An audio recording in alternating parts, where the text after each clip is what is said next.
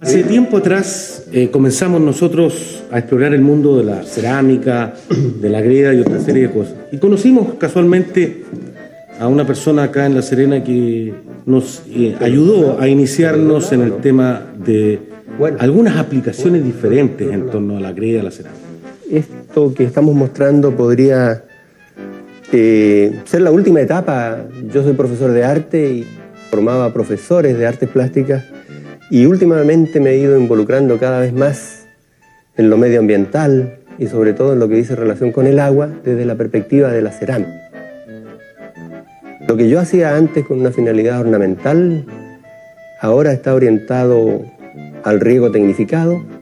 Alumnos han pasado muchos por acá y de su pasado uno de los puntos clave es la expresión artística, que comienza a hacerla en diferentes cosas, huesos, figuras únicas, algunas piezas pequeñas que insinúan el gran futuro que va a tener. Nosotros llegamos acá por las vasijas de riego. Uno de los puntos importantes era conocer esta experiencia de ocupar una tecnología que ya se ocupó por parte de los incas, donde las vasijas de riego de alguna manera emulan lo que es el riego por goteo. Proveer al terreno y a las plantas de una cantidad moderada de agua que permite excelentes resultados desde el punto de vista de pequeños cultivos, porque estas tecnologías no son tecnologías avanzadas que permitan una agricultura extensiva, sino más bien pequeñas soluciones para los pequeños grandes problemas que enfrenta la gente humilde. Esa experiencia y proyección comenzó a ser parte importante de eje de vida de Rafael. Y así siguió avanzando. El arte lentamente comenzó a quedar atrás. Y hoy día su gran preocupación es la calidad de vida. Y por eso volvemos a insertarnos a este taller y también a una historia muy hermosa que ustedes van a conocer junto a sus discípulos y otras cosas en este programa especial, porque ahora Rafael está en la etapa del barro, de las casas y de los hornos.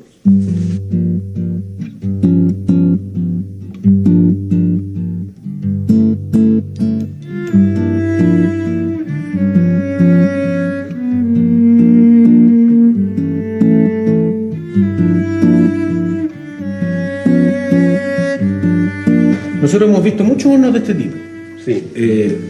Obviamente de este tipo, no este, sino parecido. Aquí hay varias innovaciones que ustedes han realizado en torno a la eficiencia. Hornear alimentos, así es, calentarnos con este difusor y tener agua caliente para la casa. Serían las tres como posibilidades que tienes ahora. ¿Cómo llegaste a esto?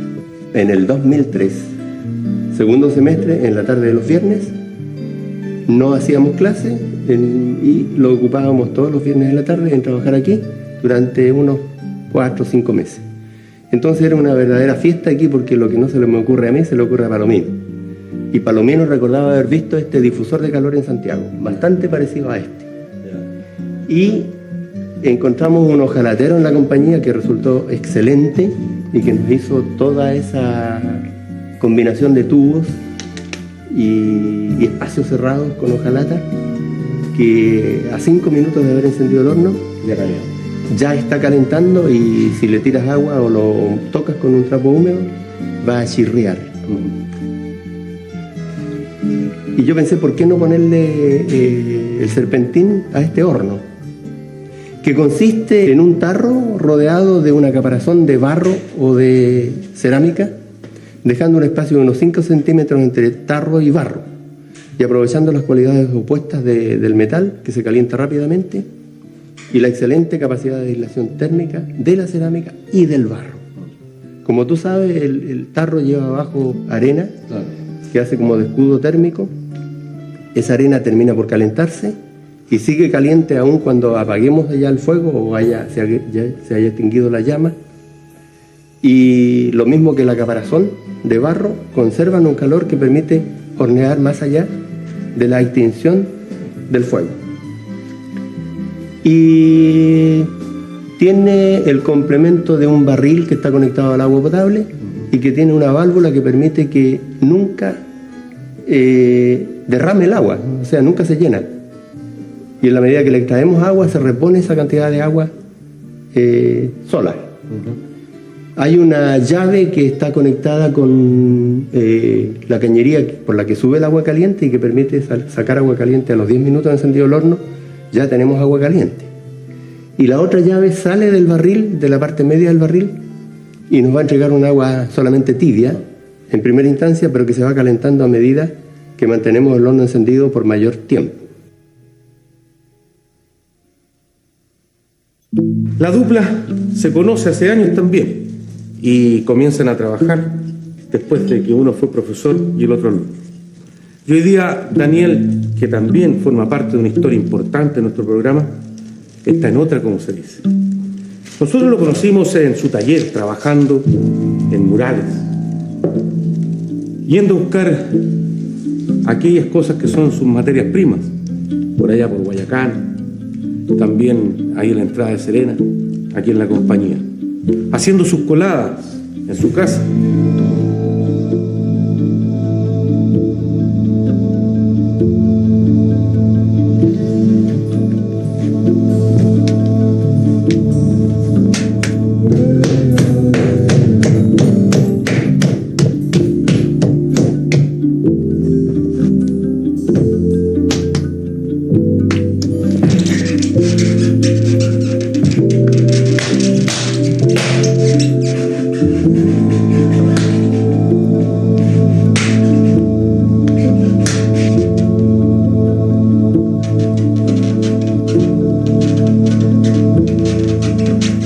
A trabajar las piezas en esa especie de panel donde el golpe, la fuerza iba haciendo vibrar cada momento en que estuvimos ahí.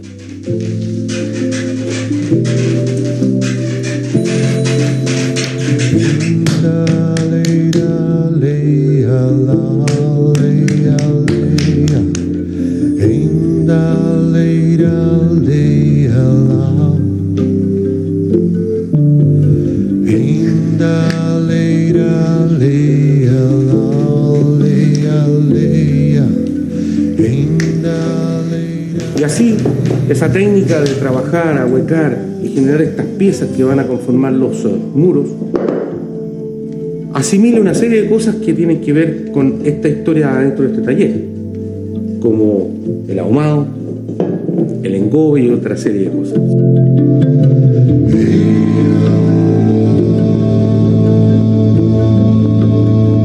Pero también debemos reconocer que esta forma, por lo menos la que estamos viendo ahora, es muy propia de acá. ¿Es propia tuya? Bueno, naturalmente que uno se nutre de lo mucho que uno ve. Naturalmente debo yo estar influenciado, qué sé yo, por Guayasamín, Tamayo, los muralistas mexicanos, pero naturalmente que de todo lo que uno ve hace una amalgama y sale lo propio, porque yo no estoy pensando en copiarle a nadie, o sea, estoy pensando en hacer lo mío. Primero, los materiales son totalmente de acá, los materiales ya le dan un sentido americanista propio y regional, pero yo creo que la influencia viene también del profesor Paredes, que fue mi profesor. Yo le robé harto a Paredes. Entonces creo que naturalmente ese trazo duro, es un poco que me representa un poco con esa personalidad también que tiene él. A lo mejor nos parecemos un poco. Sin embargo, hoy día Daniel está también en un proyecto nuevo que tiene que ver con esto que está pasando en el país y en algunas partes, donde las cosas locales comienzan a adquirir valor. Y ahí está un mural gigantesco que está haciendo en su taller, en el cual nosotros compartimos un poco y conversamos con él ahí. ¿Cuál es la idea de esto Daniel? El alcalde de Coquimbo me pidió para enchapar prácticamente todo el edificio de la Casa de la Cultura con el tema de los inmigrantes. Yeah. Me costó un poco encontrar el tema, que a mí me dijo los inmigrantes, un tema general, pero yo hice la despedida, el viaje y la llegada. Esa es la idea de... El alcalde vio los proyectos nomás, así medio dibujados, pero mi idea, como hay uno hecho ahí ya, hacerlo un poco geométrico, porque el que hizo un peruano que pintó un mural, pero el muro era liso nomás, tenía más libertad que yo en ese caso. Le metió mucho colorido, pero muy difuminado, entonces yo lo hice más geométrico. Planchate el secador, por favor. ¿Sobre qué lo estaba haciendo? Sobre planchas de fibrocemento. Y abajo le tiro un aparejo. ¿Cómo se llama la pintura? Súper cara la cuestión, ¿sí? Para que resista, porque esto va a la intemperie, tiene una cierta inclinación, que es más o menos esta misma inclinación, y está cerca del mar, o sea, el aire salino, la humedad, pero de todas maneras es interesante el desafío, porque esta es una pega que nunca había hecho yo. Yo hago proyectos así chicos pintados, pero ahora aquí uno ve un fragmento de la totalidad, entonces tenemos que irnos juntando un poco los colores por la composición que existe. La composición que está aquí y los colores, por ejemplo, hay un color que está en este lado y se tiene que repetir al otro lado, entonces uno tiene que ajustarse más o menos a eso, si no queda una jaula de loro. ¿Qué te falta, diario? Bien. El tema pasa por...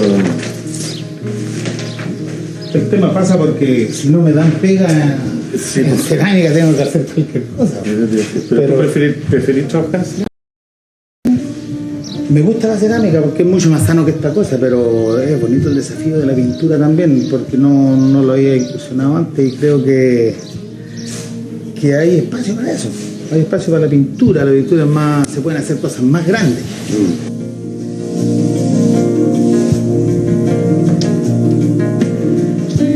La mayor cantidad de murales tuyos está acá en la región. Sí, porque me acuerdo que en ese tiempo tú estabas, cuando recién comenzamos nuestra historia juntos y empezamos a ver tu trabajo, a darlo a conocer, estabas con el proyecto El Metro, que nunca... No, eso no resultó, porque en esa época nadie hablaba de cultura todavía aquí. Claro. Estábamos en otros tiempos y yo cuando presenté la propuesta del metro fue aceptada rápidamente, pero después nadie me apuntaló aquí, porque tuvimos unas pequeñas incursiones con la Universidad de La Serena, que me mandó a reuniones con la gente del metro, pero ahí había que hacer un estudio de costo, una cuestión muy complicada que yo no era capaz de hacer, así que la cosa quedó allí nomás.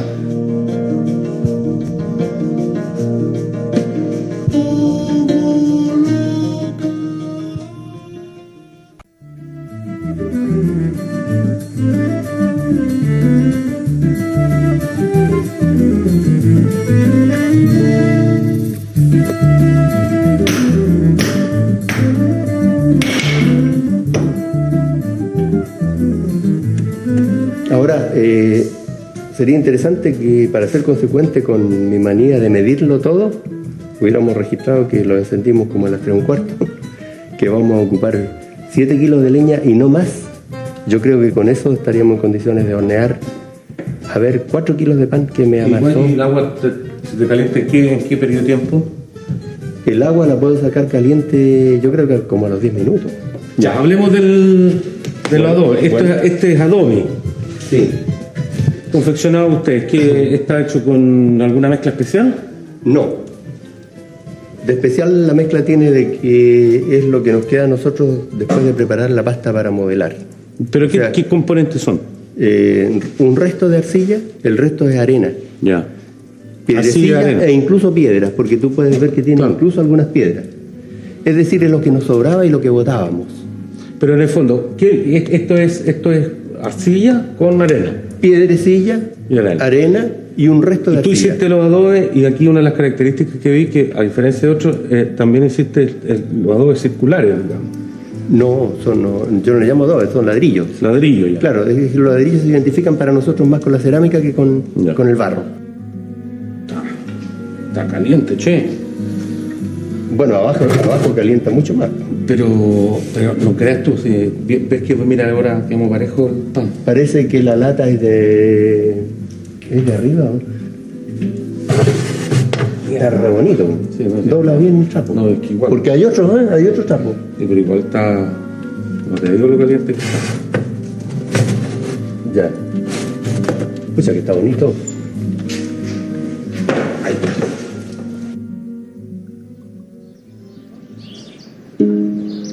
Pero yo creo que aquí va a haber se está desarrollando un movimiento artístico porque se le están dando espacio. Hay gente que se aburre yo me aburrí de tirar proyectos al Fondar, nunca me aceptaron uno para hacer obra de arte en espacios públicos. Estos son iniciativas Locales, ¿no? Claro, locales, no tienen nada que ver con proyectos ni nada de eso. Pero el Fondar ha sido la poca plata que dispone para la cultura la reparte así en muchas cosas y no queda un registro, no queda un impacto en la sociedad porque se diluyen. Por ahí vamos a tener que trazar la cornisa para que no nos quede mal la otra. Ya, la cinta. En cambio yo creo que, bueno, yo desde el tiempo de la dictadura que venía trabajando en mural y cuando salió el Fondar dije, puta, por fin pensé que me iban a apuntalar ahí con unos proyectitos, no pasa nada. Tracemos la cornisa aquí y tiramos la cinta acá. Los proyectos que participé fue siempre como ayudante de paredes en proyectos de tecnología alternativa.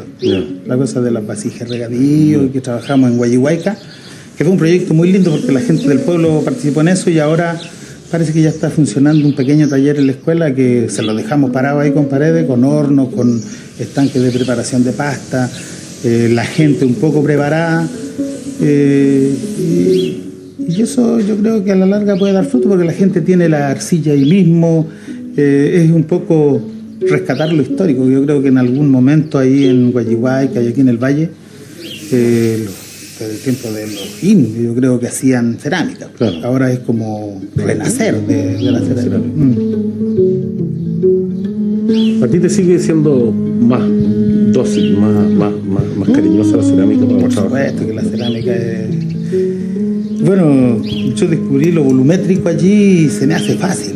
Una vez dijo un escultor, Paul Hammer, que trabajó en madera, dijo, le leí por ahí, de que cuando él tenía un palo tallado en madera, un tronco, y dijo, yo iba con una idea preconcebida a trabajar una mujer, un torso de mujer, y las vetas de la madera y todo eso se le resistía, se le desastillaba, pero después descubrió que tenía que irse por la veta de la madera y le empezaron a salir figuras más abstractas, o sea, la madera misma le iba señalando. Y a mí en la arcilla me sucede un poco eso, porque yo me tiro sin ningún proyecto generalmente a trabajar y se me va ocurriendo ahí, es como una gimnasia creativa, digamos. Y esa cuestión la he desarrollado y se me hace fácil, mucho más fácil que la pintura también. Claro. Porque aquí estoy descubriendo técnicas, esto de poner estas pantallas de papel y después el aerógrafo, esto no lo había hecho yo, eso es más expresivo. Y de ahí me metí en lo cerámico y me fui desarrollando. O sea, me metí un poco en la pintura primero y en la pintura había mucha competencia para vivir de la pintura. Entonces, como yo había incursionado en la cerámica en la universidad con Paredes, que fue el que trajo en maleta, Greda de ahí del sur, después se dio cuenta que estaba sentado en un cerro de Greda ahí mismo. Ahí me metí en la greda y Si de ahí no saliste. Y no salí, no, me quedé pegado porque la greda es muy dulce, era un material, a pesar de que es un material muy sencillo, no.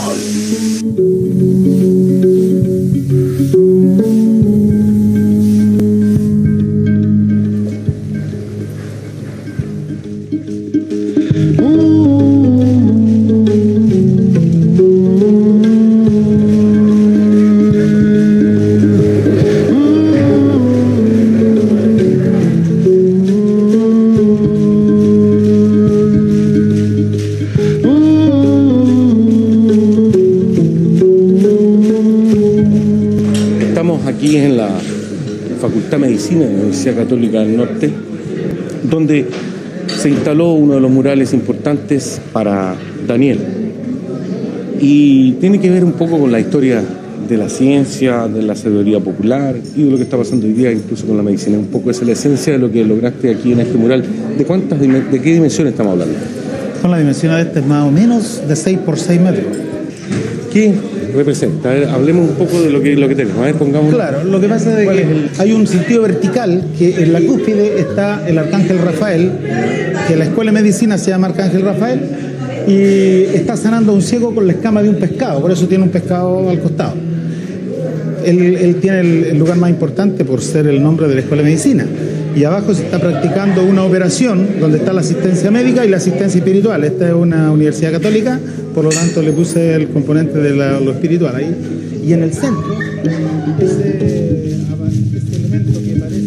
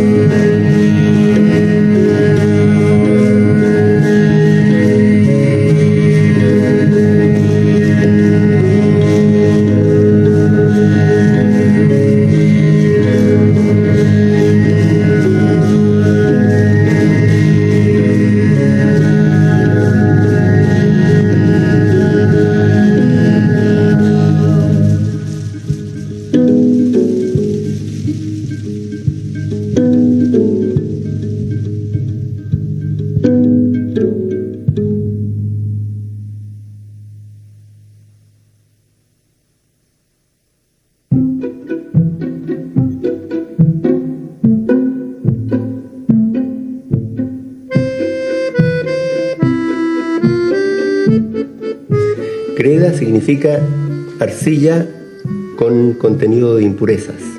¿Qué viene siendo piedrecilla? Piedra, piedrecillas, arena, óxidos metálicos y otros minerales u otras sustancias. Ya.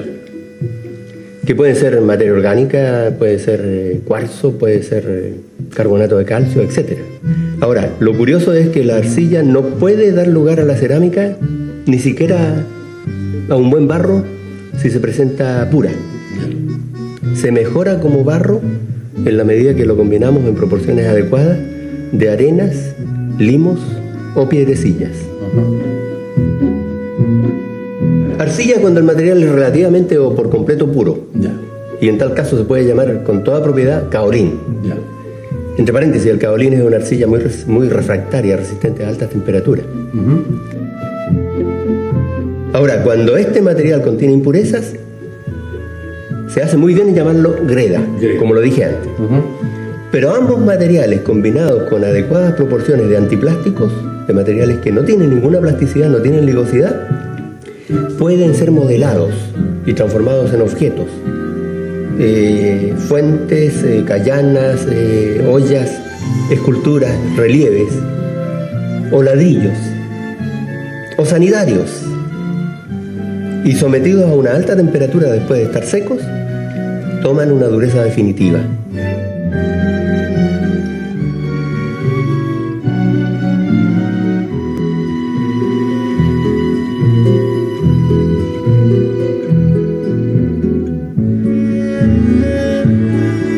Desgraciadamente la cerámica es dura pero frágil ante los golpes.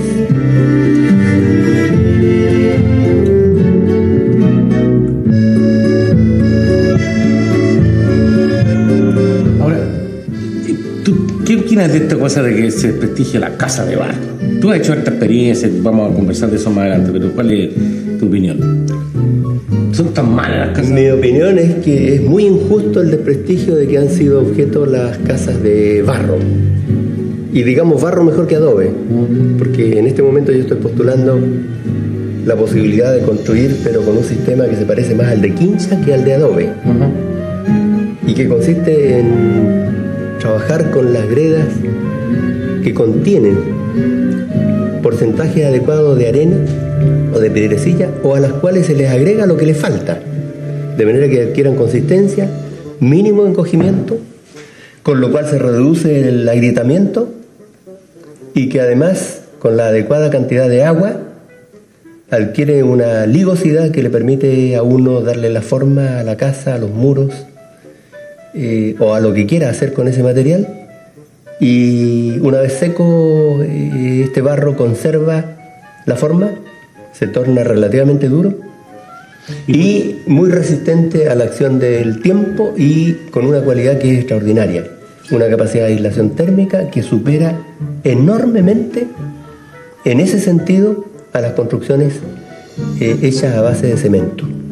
En el norte se puede cometer un error bastante grave, reemplazar el barro, que ha sido centenariamente útil, favorable para minimizar los efectos extremos de un clima que es terriblemente caluroso en el día y terriblemente frío en la noche, y esta rigurosidad ha sido atenuada notablemente por el barro.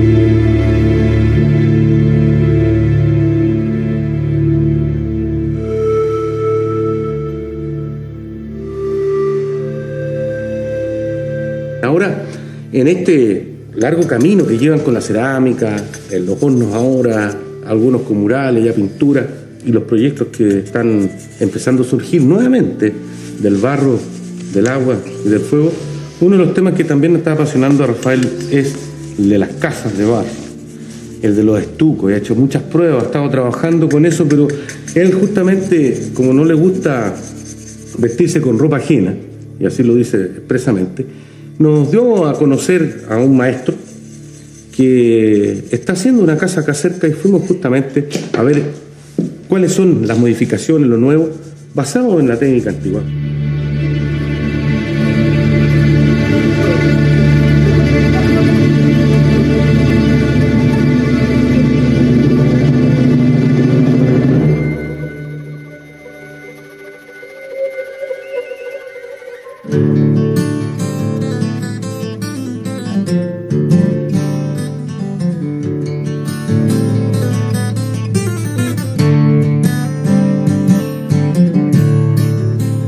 ¿Cuánto tiempo? ¿Cómo aprendiste tú, por ejemplo? Bueno, la verdad es que yo me fui a vivir al Valle de Elqui a los 19 años, ¿no? A una comunidad que hay en el Valle, y ahí primeramente la primera necesidad fue construir el lugar donde nosotros íbamos a vivir. Entonces ahí empezamos a trabajar, a hacer nuestras primeras construcciones en adobe y en barro, porque eso es lo que se construye arriba de la cordillera, piedra y barro, y algunos troncos de álamo o de eucalipto que puedan haber en el lugar. Y después de ahí fuimos perfeccionando la técnica, porque bueno, también hay que vivir y hay que generar dinero y hay que trabajar en algo. Entonces la construcción es una buena posibilidad.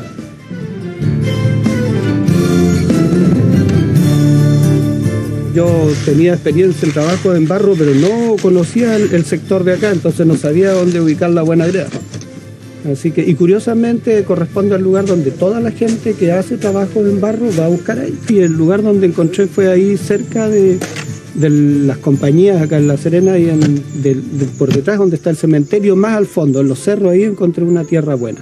Hemos dicho muchas veces que el tema de las casas de barro, especialmente aquellas que son bioclimáticas, tienen que ver también con el impacto visual, con la contaminación visual. O sea, el hecho de que estas tengan los colores, tengan las formas de aquellos lugares donde están insertas, no son tan dramáticas en cuanto al impacto cuando uno llega. ¿Cuáles son las características de una buena greda como para esto? Mira, ¿Qué tiene que tener? Yo creo que tiene que tener una mezcla entre greda, arena y vegetales. O sea, esa mezcla es la ideal. No puede ser una arcilla como pura porque parte mucho. Entonces hay que agregarle bastante arena fina, pero ya más bien para los estucos finales. Claro. Porque en el fondo un barro que ligue bien puede ser para la estructura más gruesa. Te fijas mezclándola con piedra más o menos no tan fina y paja. Bastante paja. Eso es importante.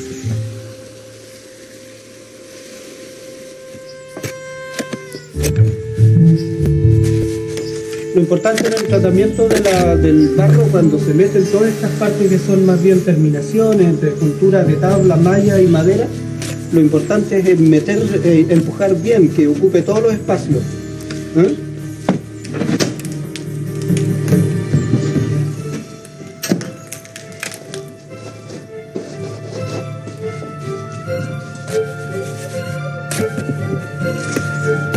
Yo creo que hay diferentes formas de hacer los estucos. Por ejemplo, hay gente que los hace a plomo, pero esto como es una casa artesanal, entonces nosotros estamos solamente manteniendo la misma forma que llevamos en toda la casa, lo vamos haciendo medio irregular, que no sea tan... que quede fino y que quede bien terminado, ¿no? Eso es lo importante.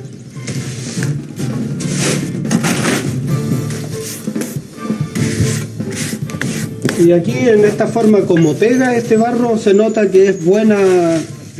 Claro, al tiro se nota que es bueno. Porque va a conservar su... tal como nosotros lo estamos poniendo aquí. Cuando seque esto no se va a agrietar. No se van a hacer grietas ni nada, sino que va a secar y va a quedar tal como lo estamos dejando.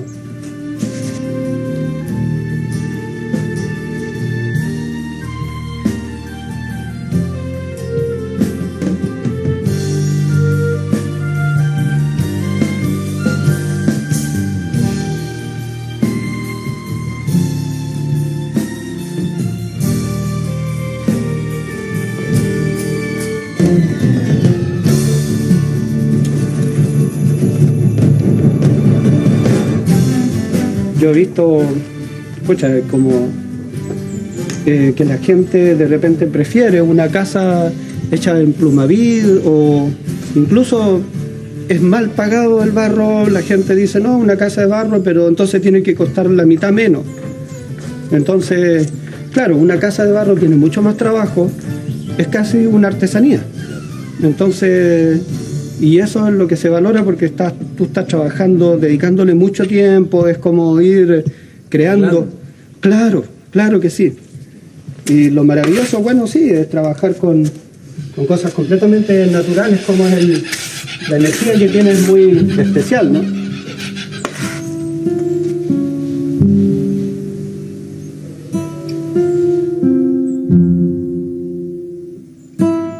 Una de las cosas interesantes, por ejemplo, en el tema del barro que ya hemos visto, Sí. es esta necesidad de que los materiales se liguen, de alguna manera conversen entre ellos y se amarren. El tema clave en el barro es eso, o sea, la mezcla de aquí es fundamental. Principalmente, bueno, pero no solamente el barro es como el muro, te fijas en lo que te va produciendo, pero aquí también yo empleé, aparte de eso, madera y malla de acero, o malla ACMA que hay. Entonces, el conjunto de todo eso hace que los muros queden tan sólidos como estos, te fijas, así que son resistentes, que son asísmicos, que son térmicos, que entonces tienen una serie de garantías que no lo tiene a lo mejor las construcciones de cemento. De plata.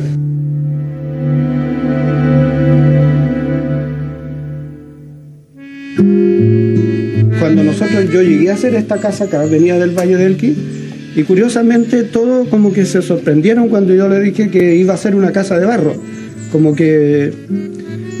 Y si yo le decía, oiga, pero mire, ahí yo en Hacienda, esa está hecha de barro, esa otra casa está hecha de barro, claro, todas las casas antiguas de La Serena están hechas de barro, ¿por qué ustedes se sorprenden al ver que yo estoy haciendo una casa de barro? Porque debería ser lo más natural, ¿no? Pero lo que sí, aplicando ciertas técnicas que son, bueno, como ustedes pueden ver aquí, que tiene ya no solamente el barro como el adobe parado amarrado con alambre, sino que tiene barro con paja y malla AGMA, que es una malla acerada, y eso le permite ser completamente asísmica.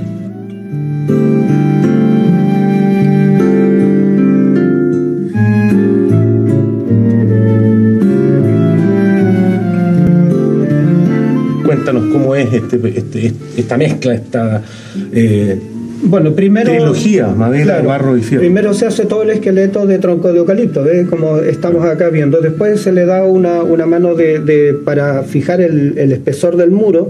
Depende de palo de 2x2, de 3x2, de lo que quiera, te fijas, depende del anchuro que la persona quiera. Claro. Entonces después se le agrega la malla AGMA que va fija con grampa, ¿ves? Ajá. Entonces lo importante es que la malla, o sea, no sea más de 15 centímetros del cuadrado. Ya, O sea, perfecto. te fijas, porque esto es 10x10, Ya. es lo ideal.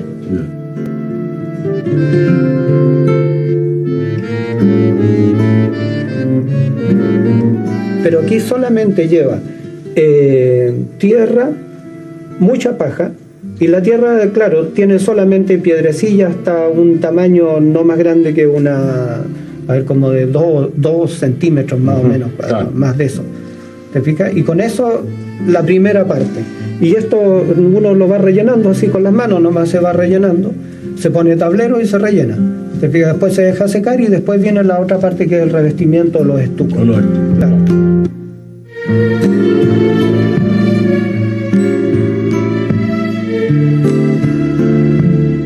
Ahora también es importante que seque todo junto, depende del tiempo que uno tenga cuando está construyendo, ¿no? Si la casa es más chica, entonces uno, la termina y la estuca, ¿te fijas? Pero si es una casa como esta, va terminando los muros y va avanzando. Termina toda la primera parte y después viene la otra parte que es el estuco y empieza a avanzar de a poco.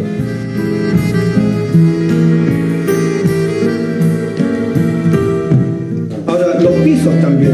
Los pisos estos son de cemento con tierra de color afinada, pero también puede ser cerámica, puede ser de piedra laja.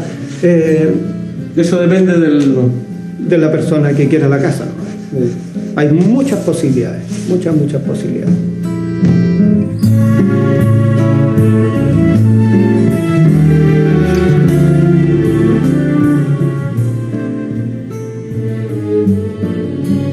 ¿Tú llegas a amar el barro ya?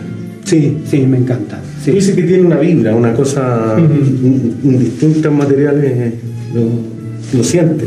Claro que sí, lo que pasa es que yo tengo los principios, yo soy una persona creyente, ¿no? Practico meditación, hago mis prácticas y mis cosas, entonces y canto, hago prácticas védicas y canto mucho mantras, entonces, y ahí está todo muy relacionado con las fuerzas de la naturaleza y todo eso. Entonces yo pienso que una persona sin magia y sin cultivar el espíritu está más que vacía, porque no hay forma de vivir así solamente de cosas materiales. Entonces por eso estamos en esta. Y que el profesor Paredes tiene una perspectiva, y hay un maestro que es brillante. Qué bueno, eso es importante, para mí es una ayuda, es algo bueno. Claro. Y desde ahí, empezamos a trabajar en eso y de ahí se fue perfeccionando. Siempre, si la práctica hace el maestro. Ahora, ¿tú tienes tu equipo de gente o trabajas solo? Mira, yo la verdad es que depende del lugar, porque yo no tengo problema de ir a donde sea para ir a construir. Entonces, generalmente yo voy formando personas en el lugar donde llego, pero también tengo personas que trabajan conmigo y pienso que les he preguntado, me dicen, a donde vaya usted, nosotros lo seguimos, porque están contentos, han ido aprendiendo, ya se manejan mejor, pueden hacer terminaciones, están aprendiendo a manejar la piedra, todo eso. Entonces, es importante. Vamos a seguir en esta historia porque hay mucho más de cariño en todo lo que hemos estado conversando, que tiene que ver con el arte, con este arte que debemos recuperar, porque una de las grandes propuestas que nosotros pensamos debiera ser es el hecho que acá, desde este corazón, surja la capital de la cerámica, donde podemos aprender, donde podamos conseguir no solo admirarla, sino también esta posibilidad de trabajar con ella.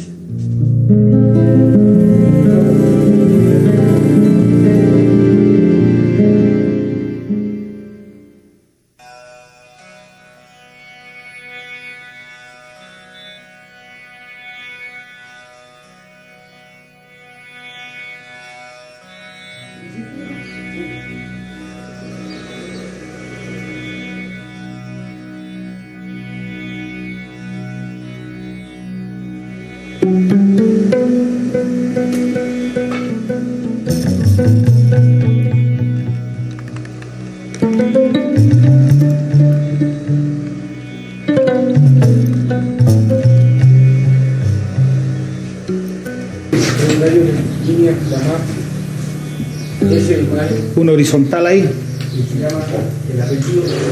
Pero tenés que desmontar todo ese papel para ver qué color le conviene.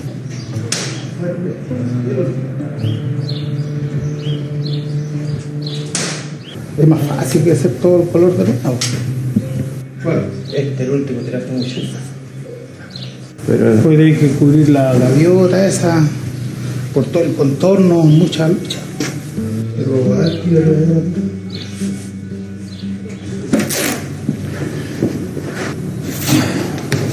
yo creo que el arte actual debería ser así, un poco que exija a la gente a hacer una propia interpretación. Exactamente.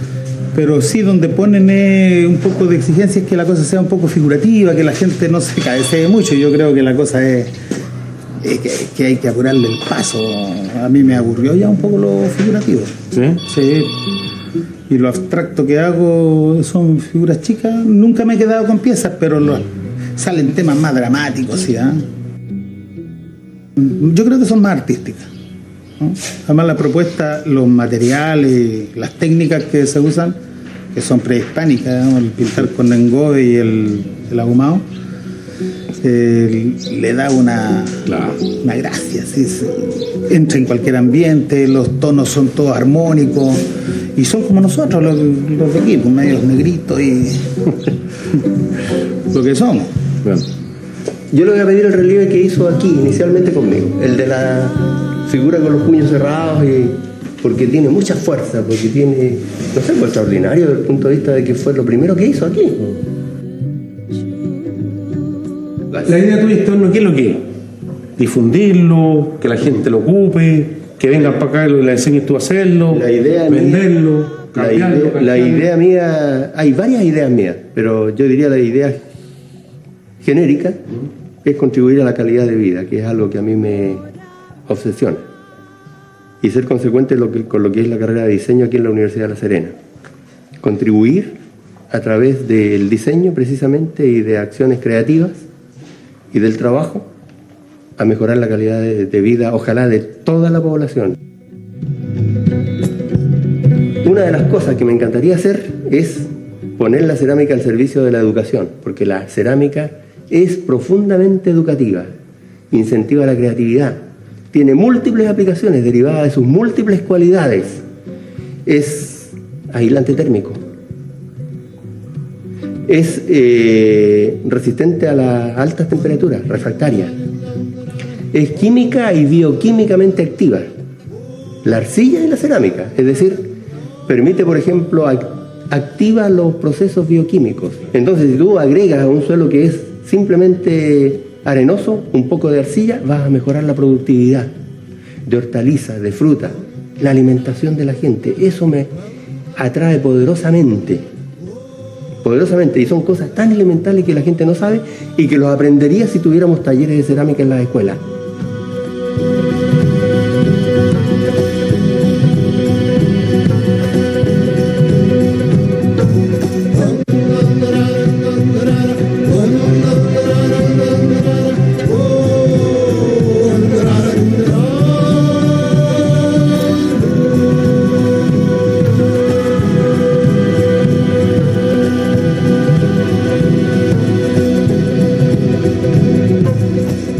A mí me hubiese gustado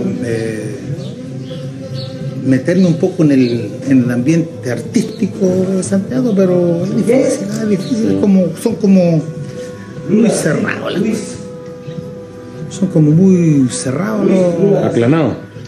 Claro, porque le he presentado el proyecto a algunos artistas que miran como ahí nomás.